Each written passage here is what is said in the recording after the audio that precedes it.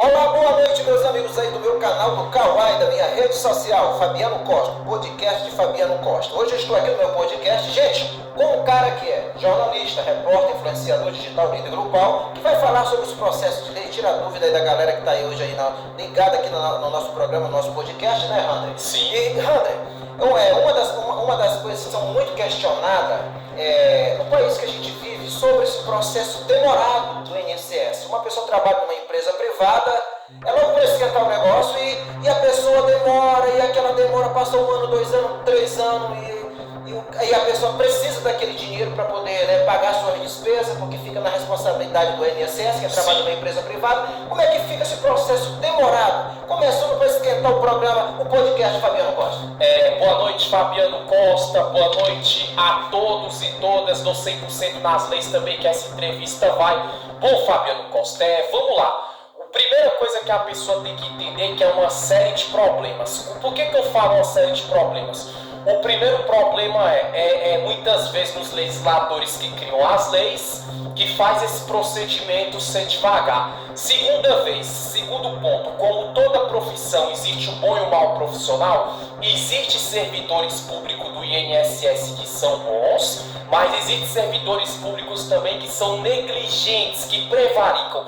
O que é o crime de negligência e prevaricação? É aquele ou aquela que é servidor público ou servidora pública, mas quando chega alguém ali com processo trabalhista, querendo se encostar, querendo se aposentar ou já se encostou, eles ficam ali no trabalho, mas fazendo hora, deixar desejado, vai fundo no negócio em relação à população, e o que a população deve fazer é isso: pegar o nome desse servidor público ou dessa servidora pública, entendeu? Fazer uma denúncia ao Ministério Público, fazer uma denúncia aos órgãos, às entidades que têm o poder punitivo do INSS. E lógico, outro papel que entra, que é fundamental, é a questão do advogado que a pessoa contrata. Porque como toda profissão, se a pessoa botar qualquer advogado, muitas vezes o processo é lento também por isso. Às vezes o servidor do INSS, ele prevarica e negligencia sim, mas tem hora que é o advogado que do cliente que muitas vezes dá mole, deixar desejado, bota o processo para acelerar. Então, se a pessoa for contratar um advogado particular para esse tipo de situação que você falou, é sempre bom ela pôr aquele advogado que ele é empenhado, ou ela é empenhada, como assim, que pega o processo, faz petição, se vê que o INSS tá demorando, contesta para a justiça, contesta para o juiz, bate em cima do órgão mesmo, dentro da legalidade, aí o processo vai se desenvolver. Lógico, quem não tem condição de instituir um advogado ou uma advogada particular é procurar a defensoria pública, porque o processo do INSS, infelizmente, ele é lento sim aqui no Brasil, mas se o advogado for bom, ele bota o negócio para andar. Mas assim, o que eu quero questionar, e inclusive aqui o Ricardo está mandando uma mensagem, não é a questão do advogado particular, porque geralmente a maioria das pessoas que procuram um advogado particular para resolver essa causa do processo que é demorado, acaba sendo resolvido. Mas essa questão lenta do INSS deveria mudar esse sistema nojento, podemos dizer assim, né? Injusto, né? Mas foi como eu te falei, Fabiano Costa, isso é duas coisas, é o que eu falei. Legisladores, e muitas vezes a pessoa fala, a culpa é do órgão, tem a parcela de culpa sim dos representantes do Estado, que são servidores públicos, os terceirizados do INSS que ali trabalham sim, mas existe a culpa também maior dos legisladores que criam as leis. O que é os legisladores que criam as leis? Que são os políticos parlamentares. Se aqueles que fossem colocados ali no poder político criasse lei como assim, que o servidor público do INSS que negligenciasse, atendesse mal uma pessoa que recorresse atrás do direito, ia ser punido, ia ser suspenso, ou podia ser até afastado ou exonerado do cargo público. Aí com certeza o negócio ia mudar. Por isso que a pessoa também ela tem que saber votar no sentido que eu falo do quê? Porque como fala no artigo 2º da Constituição, todo poder ele emana do povo. Então se o poder emana do povo, às vezes a gente reclama do sistema do INSS, reclama que lá demora de uma aposentadoria, de receber uma indenização ou um dinheiro que a pessoa tem de direito, mas muitas vezes a pessoa mesmo vota e coloca políticos no poder que infelizmente é um má gestor ou uma má gestora. Eu não estou generalizando, porque tem político bom também, claro. Na verdade, o nosso Brasil precisa mudar completamente. É. Nosso Brasil, André, tem lei. Mas a lei do nosso país ela é lei mal aplicada. Né? É por isso que acaba se engarrafando. Né? Fabiano Costa, um detalhe que eu quero falar para essa pessoa é isso. Se tu botou um advogado para pegar esse tipo de situação, como tu deu o exemplo, da pessoa que se afastou, a empresa pagou, encostou por comorbidade, por uma doença de aspecto leve, médio ou grave, é a pessoa ficar assim, falar mesmo pro advogado, eu tô te contratando, eu te contratei, então eu quero solução do meu problema. É a pessoa exigir do advogado, porque o advogado, às vezes ele pega um cliente, o advogado está trabalhando para aquela pessoa. Agora uma outra pergunta, André, gera um processo de, quando é muito demorado, 3 anos, chega até 4, 5 anos, a indenização ela acaba tendo um roteiro de juro bem alto, né? São os juros e correção ornamentária que fala e também os retroativos que a pessoa vai receber.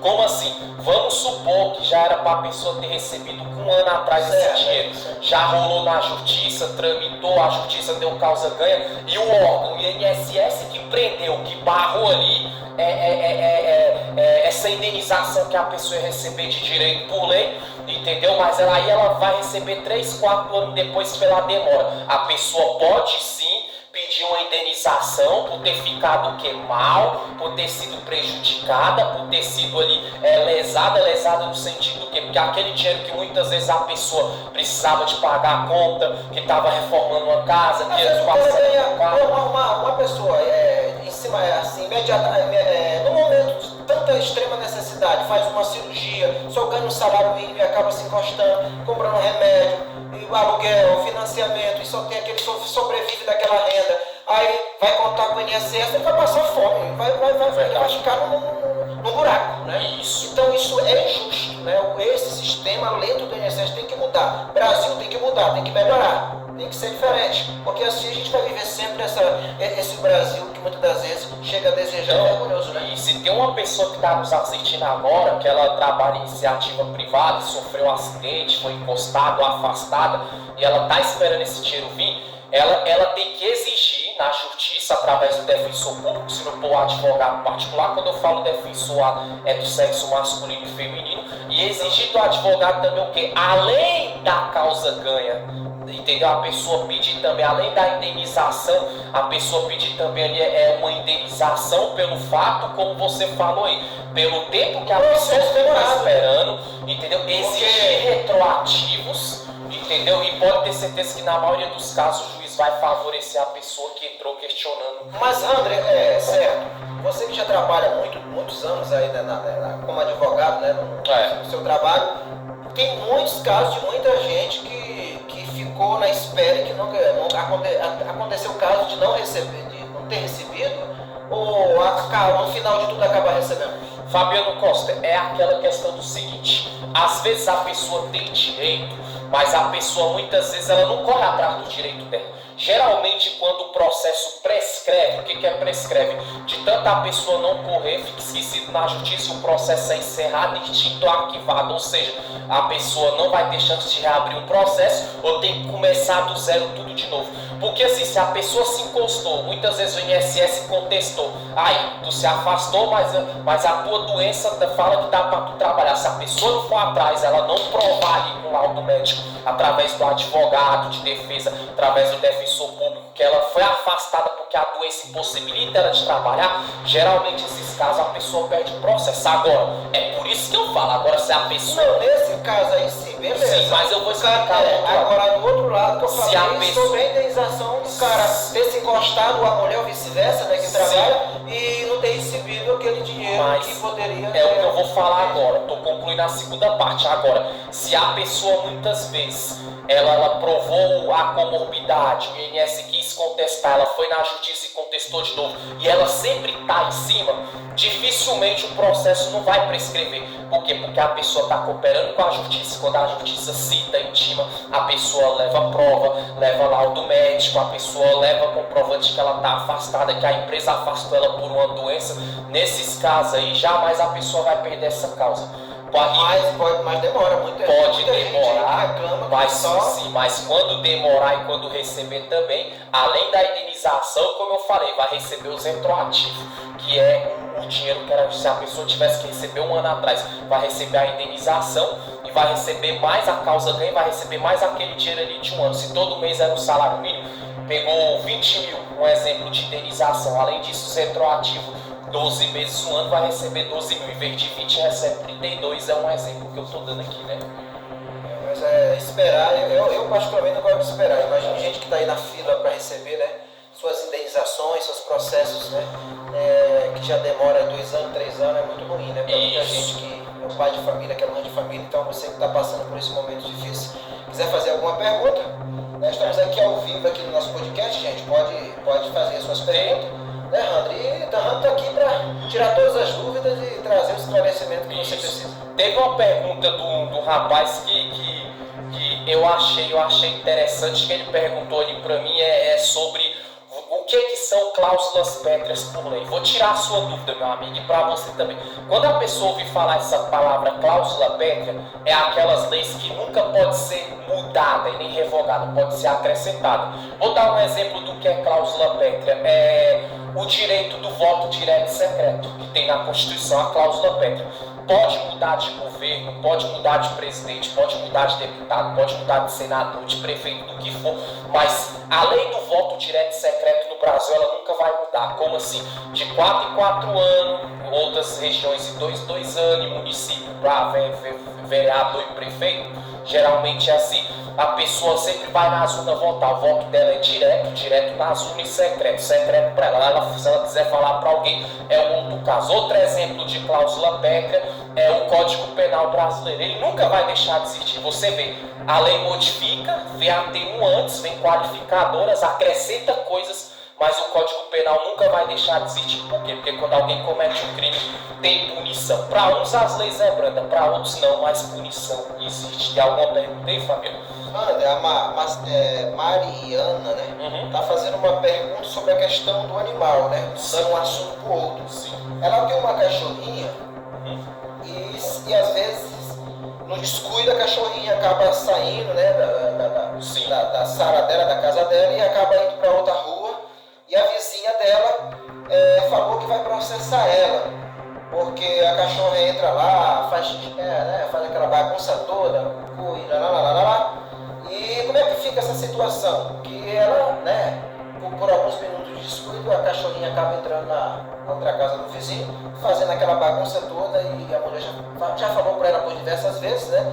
E ela está agora sem saber o que fazer. Você que é advogado também nessa área aí, tem alguma coisa para falar nesse sentido? No caso, se ela processar, porque a cachorrinha por 2, 3, 5 vezes fez o xixi, fez o cocôzinho ali dela, ali na casa da outra vizinha, como é que fica aqui? É uma coisa bem engraçada, mas o povo perguntando, tem que falar. Pois isso tem 2 pesos e 2 medidas. Como assim, Fabiano Costé? O primeiro passo que eu quero falar para essa moça é isso. Gente, é engraçado, eu tô aqui sorrindo, mas é engraçado. Ela como curadora, tutora da cachorrinha dela, a dona da cachorra, ela tem que sempre estar ali preservando a segurança da cachorra dela, e não deixar sair de casa e não fazer isso. O que essa moça, que é a dona da cachorra, deve fazer é isso. Ela provar de alguma forma que no momento que ela está lavando roupa ou trabalhando, a cachorra dela nesses descuidos sai. Aí se ela provando isso através de um vídeo, de filmagem, de uma pessoa que é testemunha, que fala que a cachorra só sai na hora que ela está ocupada, geralmente não vai acontecer nada com ela na justiça. Se ela conseguir provar isso, a dona, a tutora da cachorra, quanto a vizinha processar, ela está no direito dela, pelo fato do quê? Porque quando a vizinha assim, a cachorra entra, mija, faz isso, aquilo, ou seja, está sendo ali um crime de importunação, né? Entendeu? E invasão de privacidade. Gera e invasão de domicílio.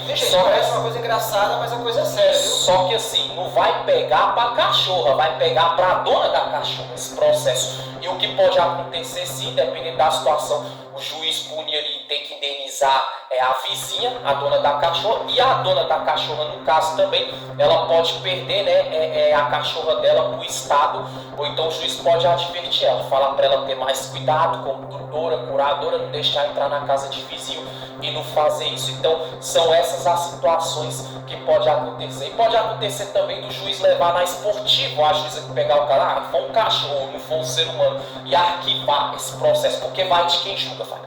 Porque na lei existe uma parte que fala assim, que todo magistrado ou magistrada, isso tem na vertente da magistratura nacional brasileira, tem o direito de julgar da maneira que eles achar e bem entender, sem fugir da lei. Então isso é mais entendimento do juiz ou da juíza que Então julga. você não enxergar que é uma coisa não é natural, Isso. foi assim apenas questão da cachorra ter fugido e tal, Isso. não é uma coisa tão séria, ele pode Arquiva o processo, encerra e às vezes vai rir da cara da vizinha, né?